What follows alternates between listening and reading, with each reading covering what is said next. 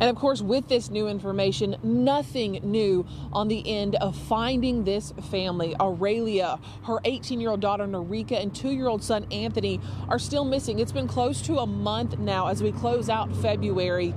Sheriff Paul Birch says investigators are still analyzing Argueta Guerra's cell phone records to track his every movement from the time they say he was at the house until the time he was arrested and charged with kidnapping in the 3 abduction. Of course, he also tells us today that additional persons of interest have been identified.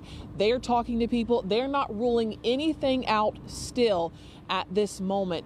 We also asked about the public, as there's been a plea for those in the Hispanic community to please come forward and say something if they know something.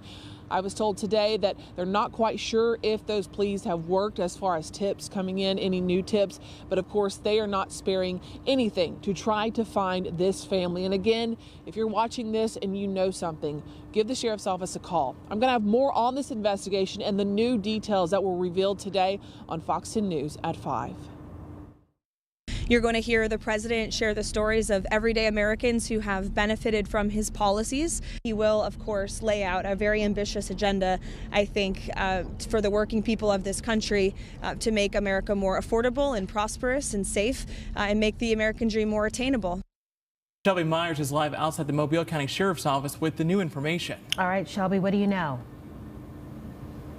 Well, Lenise, Cameron, local law enforcement, as you said, tell us that the suspect they arrested gave them a fake name. His real name, Hector Gamaliel Argueta Guerra, and not Juan Carlos Argueta Guerra. He's also from El Salvador, and authorities say he is a documented gang member of the Sureños gang, or Sur 13.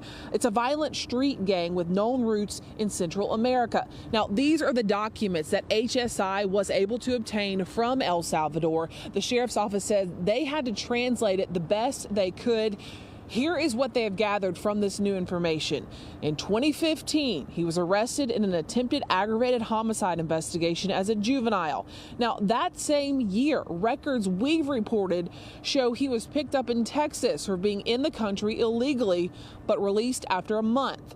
Back in El Salvador, he faces warrants for terrorism and organized crime from these years, 2016, 2018, and 2024. I asked federal agents why he was never deported and whether he was traveling between the U.S. and El Salvador to allegedly commit these crimes. Here's what P.J. Lavoie with the Department of Homeland Security had to say. We have received information that he is a documented member of the Sureños. Looks like he was El Salvador was a temporary protective status. There was no removals back to El Salvador at the time in 2021. That's why he was released after being ordered deported from the United States. I think it's fair to say we don't know if he was going back and forth. They could have long-term cases like we have long-term investigations where he was charged much later on in a conspiracy, and that could function as to why the dates differ from times we have him here. Now, that temp status order that Lavoie referenced is known as a temporary protected status, a federal designation that blocked deportations to El Salvador at the time, meaning even after a judge ordered him removed from the U.S., authorities could not send him back. Now, despite all of this new information on the suspect, still nothing on the missing family. Where are they? Aurelia and her 18-year-old daughter Norika and 2-year-old son Anthony have been missing for close to a month now. Sheriff Paul Birch says investigators are still analyzing Argueta Guerra's cell phone records to track his movements before his arrest on these kidnapping charges. Investigators would also not comment on any DNA that they may have found inside the van that Argueta Guerra was allegedly driving the night of the abduction. And Sheriff Birch also says there are several additional persons of interest that have been identified in this case, though he would not explicitly say who they are. But another piece of interesting information that came out today during the news conference, one of those persons of interest is Anthony's father, the 2-year-old's father. The sheriff says he had plans to travel here to get his son, but he was arrested in Texas before that could happen. So investigators say they are not ruling him out, and there are still a lot of different theories about what happened to this family. But of course, that is the big question. Where are they? If you know anything, again, call your local law enforcement or 911 and report it right now. Live in Mobile tonight, Shelby Myers, Fox 10 News.